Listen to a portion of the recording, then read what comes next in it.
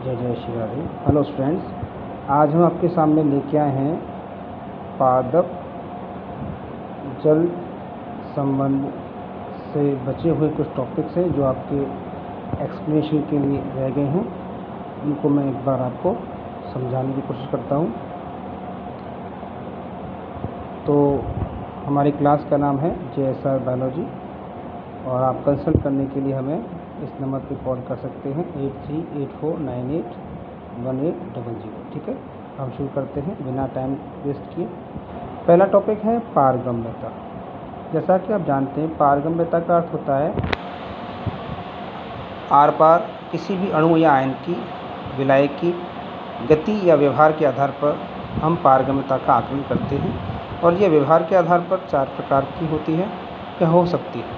पहला है पूर्ण पारगम्य, यानी वह विशेषता जब कोई भी विलेय अथवा विलायक दोनों किसी भी कोशिका या परत के आर पार आसानी से चले जाते हैं, उन्हें किसी प्रकार की कोई बाधा अनुभव नहीं होती, तो उसे हम पूर्ण पारगम्यता कहते हैं।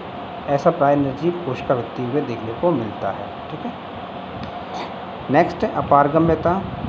वह विशेषता जिसमें विलेय और विलायक दोनों का ही प्रवेश निषेध होता है, अर्थात दोनों के लिए प्रतिरोध का काम करती है, क्योंकि उस पर किसी प्रकार के जल रोधी पदार्थ जैसे क्यूटिकल, सुबेरिन या लिग्निन का डिपोजिशन या जमाव होने से वह वाटरप्रूफ हो जाती है और पानी की गति या अन्य अणुओं की गति के लिए वो बाधा उत्पन्न करती है।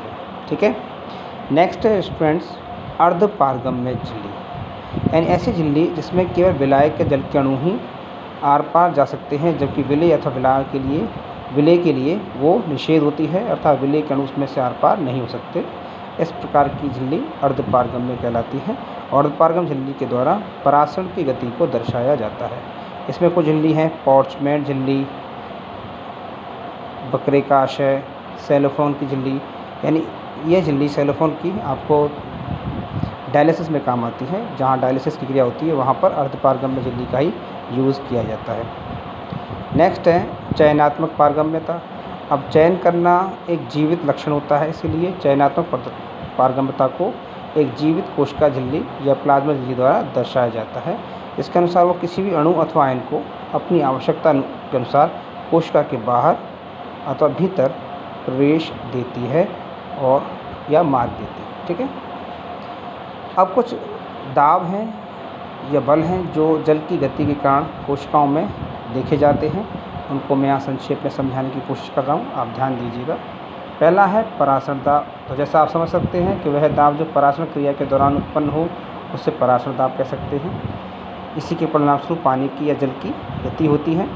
तो ध्यान दीजिए, यानी कि वह न्यूनतम दाब या अधिकतम दाब जो किसी अर्धपारगम्य झिल्ली के दूसरी ओर जल अथवा विलायक के अणु को गति करने से रोकता है, अर्थात जिसमें पानी को संग्रह करने की क्षमता होती है, पानी को जो ट्रैप कर लेता है उससे परासरण दाब कहते हैं। ठीक है, स्फीत दाब सेकंड है। स्फीत दाब, जब कोशिका पूर्णतः पानी से भर जाती है तो उस अवस्था को स्फीत अवस्था, और उसके द्वारा जो कोशिका भित्ति पर दाब या बल लगाया जाता है प्रतिरोध के रूप में, उसे स्फीत दाब कहते हैं। ठीक है, नेक्स्ट होता है भित्ति दाब। भित्ति दाब का मतलब है जब कोशिका पूर्णतः पानी से भर जाती है तो बचाव के रूप में कोशिका भित्ति कोशिका झिल्ली के ऊपर या प्लाज्मा झिल्ली के ऊपर एक दाब उत्पन्न करती है, जिसे भित्ति दाब कह सकते हैं। इसे संकेत के रूप में WP से दर्शाया जाता है। नेक्स्ट है बेटा विसरण दाब न्यूनता, जिसे चूषण दाब भी कहा जाता है।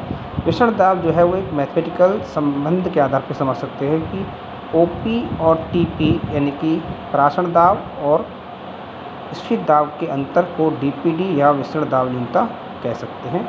ये साल 2020 में आया हुआ प्रश्न है। तो OP मतलब परासरण दाब और स्फीत दाब मतलब TP, दोनों के अंतर को ही DPD कहते हैं। तो आप समझ सकते हैं कि जिस कोशिका की DPD जितनी ज़्यादा होती है उसे पानी की उतनी ज़्यादा आवश्यकता होती है, उसे हम कोशिका की प्यास भी कह सकते हैं सामान्यतः समझने के लिए। ठीक है, और जैसे जैसे DPD कम होता जाता है कोशिका पानी से संतृप्त हो जाती है, उसे धीरे धीरे पानी की आवश्यकता नहीं होती, और आगे जाकर जब OP का मान TP के बराबर हो जाता है तो DPD ऑटोमेटिकली 0 हो जाता है। इस समय पर कोशिका की प्यास बुझ जाती है अथवा वो पानी लेना बंद कर देती है। ठीक है, नेक्स्ट है अंतः चूषण दाब। समझने की कोशिश कीजिएगा। अंतःचूषण मतलब है कि कुछ कोलाइडी कण या अणु होते हैं जो पानी को बिना विलयन बनाए ग्रहण कर अवशोषित कर लेते हैं। यह घटना अंतःचूषण कहलाती है और अंतःचूषण के कारण जो बल या दाब उत्पन्न होता है उसे अंतःचूषण दाब कहते हैं। ये आपको कोलाइडी कणों जैसे जिलेटिन, सेलुलोज या गोंद में देखने को मिल सकता है। ठीक है, तो आपने देखा होगा बाथरूम के जो दरवाजे होते हैं वो ज़्यादातर पानी में लगातार भीगने के कारण उनकी आकृति या शेप बदल जाती है और वो फिर खुलते समय या बंद होते समय काफ़ी आवाज़ करते हैं। ठीक है, तो ये जो अंतःचूषण दाब है वो क्या करता है, ये हमें लकड़ी के फूलने के लिए उत्तरदायी होता है। प्राचीन काल में लोग इन लकड़ी के लट्ठों का उपयोग बड़ी बड़ी चट्टानों को तोड़ने के लिए करते थे। ठीक है, इसी प्रकार बीज में जो बीज चोर होते हैं वो पानी को अवशोषित करके क्रैक हो जाते हैं और उनमें बीज अंकुरण प्रारंभ हो जाता है, अब जिससे जल के लिए मार्ग खुल जाता है। नेक्स्ट है इम्पोर्टेंट टॉपिक है जल विभव। बेटा आप समझ सकते हैं जल और एक है विभव। जल एक पदार्थ है जो तरल रूप में पाया जाता है और विभव का मतलब होता है ऊर्जा, जिसे हम वोल्ट से दर्शाते हैं। तो यहाँ जल विभव का मतलब ऊर्जा से है, लेकिन हम कैसे कह सकते हैं कि भाई पानी के अंदर एक निश्चित मात्रा में, निश्चित अनुपात में मुक्त ऊर्जा पाई जाती है जो किसी भी विलय को उस जल में घोलने के लिए तैयार करती है या ऊर्जा प्रदान करती है। ठीक है, तो आप कह सकते हैं कि किसी भी विलयन के जल तथा कोशिका रस के जल के अणुओं के मध्य जो ऊर्जा अंतराल होता है उसे हम जल विभव कहते हैं। और जल की गति सदैव उच्च जल विभव से निम्न जल विभव की तरफ होती है। उच्च मतलब जहाँ प्लस होता है और जहाँ कम होता है वहाँ से जल ऑटोमेटिकली मूव करता रहता है। इसको अगर हम समीकरण रूप में दर्शाएं तो इसे हम एक संकेत साई डब्ल्यू से दर्शाते हैं। तो साई डब्ल्यू का मान साई एस और साई पी के बराबर होता है।